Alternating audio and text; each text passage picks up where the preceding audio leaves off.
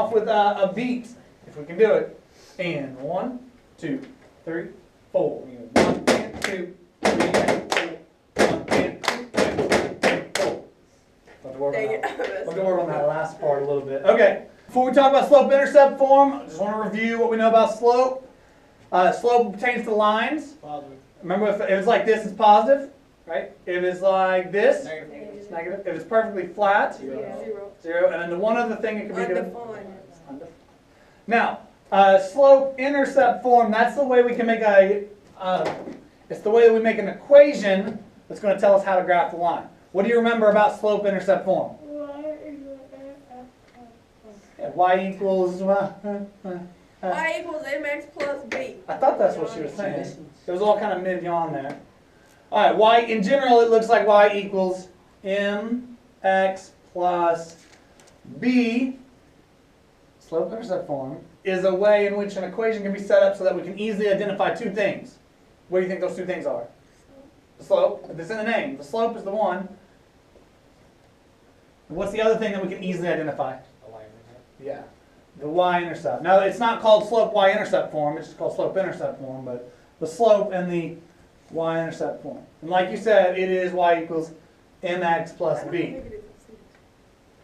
All right, so what we're going to do is we're going to look at a few examples where I'm going to give you an equation in slope-intercept form. Understand there will not be there won't be a letter m. Instead, you're going to have a number. That's the slope. There won't be a b. There's going to be a number. That's going to be the y-intercept. So let's look at one example right here. Pretty straightforward. We got y equals 3/5 x plus 4. Didn't we do this yesterday? Yeah, this is pretty similar. Yeah. All right, y equals 3/5 x plus 4. Now what I need you to do, whether you write it down or not, I need you in your brain to identify which of all this mess is the slope. 4. 3 over 5. Oh, I'm just kidding. 3 over 5. The part next to the x, right here, that is the slope. So 3/5 is the slope. And then the y-intercept must be what? 4. 4. So that means we're going to cross 4. Yeah. So now when you go to graph this, okay, here's your, let's go like this. This is your coordinate plane. The y-intercept is 4. Which one of these is the y-axis? Black. The black one. So when it says the y-intercept is 4, we're going to cross up 4. We're going to cross up 4.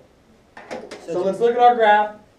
Now here's what you want to do. You want to start with the y-intercept. Don't start with the slope. Out of these two, out of the m and the b, you start by getting a dot right here. Where's that on the graph again? Go up 4. Straight up 4, put a dot. So go 1, 2, 3.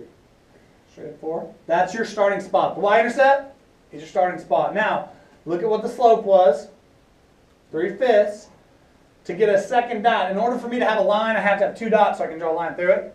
So I go here, my starting spot, and how do I get that 3/5 slope?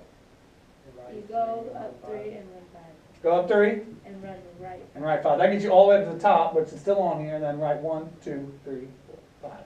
So go right or up 3 and right 5 for 3/5. Up 3, right 1, 2, 4, 5. Now that you've got 2 dots, you can put your line through it, and then this is the line that goes with the equation y equals 3/5 x plus 4. And we're done. And we're done with that one. So now we move on to this. All right. Now on the next page,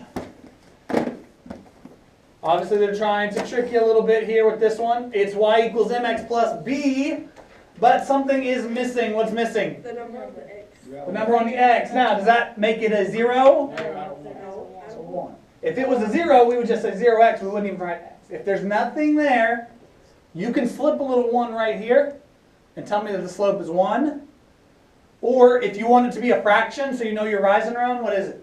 1 over 1. 1 1 over 1. 1 over 1. Now the other important thing is to identify what the y-intercept is. 2. Negative 2. But you have to have the negative with it, right? So it's negative 2. There's a big difference between 2 and negative 2. And then this little note there, right there. If there's no number next to x, then the slope is 1. Make sure you get that. All right, let's go graph this thing. Where are we going to start? I'm going to start the negative 2, so go down 2. Go down negative 2. Put a dot, right? And then up 1 over 1. Up 1 over 1. My slope is 1 over 1, so up 1 over 1. And that's really close together, but the way this works is the slope of 1 is just going to be a perfect diagonal, kind of like this. do that? Because those are really close. I want to just show you that if I just went up one, right one, up one, right one, up one, right one, This is awkward. it just helps me make my line straighter since I'm not using a ruler. Just like that. All right, so there's your line. Y equals 1x minus 2. Make sure you're crossing at the minus 2. Make sure you have a positive 1 slope, which is rising 1, running 1. All right, last example for today here. Y equals negative 2/5 plus 4. I think we're missing an x right here. Let's slip this x in there. Now what'd you do? I don't know. I didn't make this good. Well, it's gonna be negative. Oh, yeah. It's negative. No, I did, didn't I? The computer did it. It auto-corrected and took the x out of us. Your computer don't autocorrect. It might.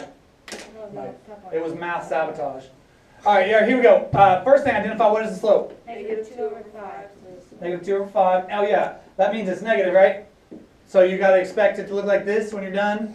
If you do this and you like have it looking like this, you must have done it wrong because you know it's supposed to be negative.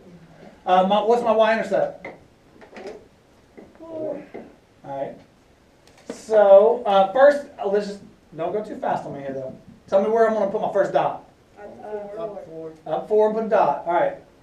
1, 2, 3, 4. Okay. Before you tell me what's next, I want to tell you about. I just want to read the little box down here.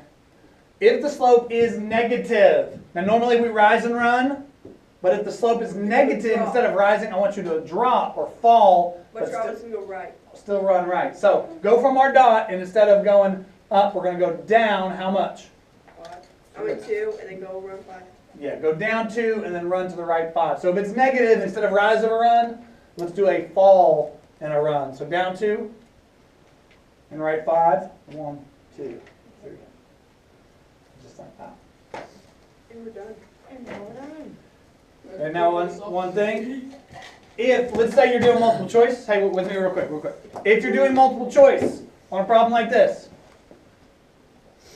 obviously you're going to have it'll give you an equation, you'll be looking at 4 different little graphs. What's the one thing you want to check first? Check the line does what first?